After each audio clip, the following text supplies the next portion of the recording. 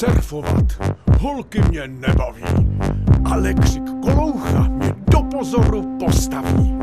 Nepoznám jedinou planetu vesmíru, za to znám každej pařez ve svojem revíru. Myslet si můžete, nemehlo tohle je, ale za mě mluvěj hlavně a moje trofeje, protože tohle je můj život. Dát kancu krmivo, zajít si na pivo, s chlapama posedět a hlavně nabít ostrý střelivo. Možná to vypadá, že nic moc nesvedu, přitom jsem lesa král s puškou na posedu. A než si zamazat ruce od záhonu, radši nosím zajíce s chlapama na honu.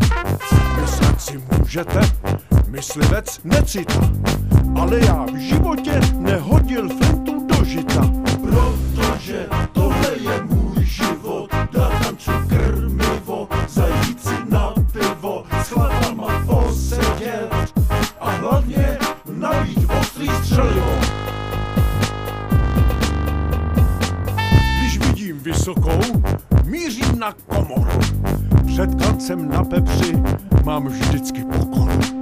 A když mi tetřev nad kapotou zatoká, zhasnu mu světla a vytřu slzu z oka. Myslet si můžete, tohle je lesa vrah, ale já k zvířatu mám vážně hezký vztah. Protože tohle je můj život, dát kancu krmivo, zajít si na pivo, s chlapama posedět a hlavně nabít ostrý střelivo. Stál jsem na pasece a najednou jsem měl pocit, že bych se chtěl vrátit daleko zpátky, do doby, kdy jsem byl ještě tou malou spermií vystřelenou z kule, letět tím nepatrným vaginárním vesmírem a doufat, že se na tu svou vysněnou planetu trefím jako první.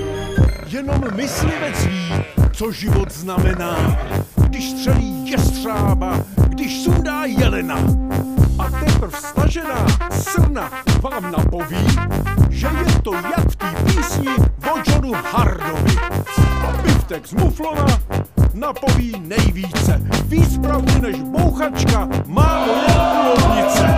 Protože tohle je můj život, dát kancu krmivo, zajít si na pivo, s chlapama posedět a hlavně nabít ostrý střelivo. People make zvěřinovou paštiku, not war.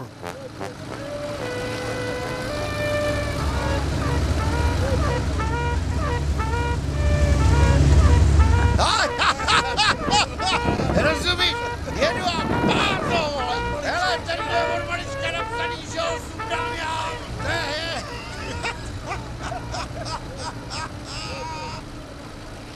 A jedem, chlapi!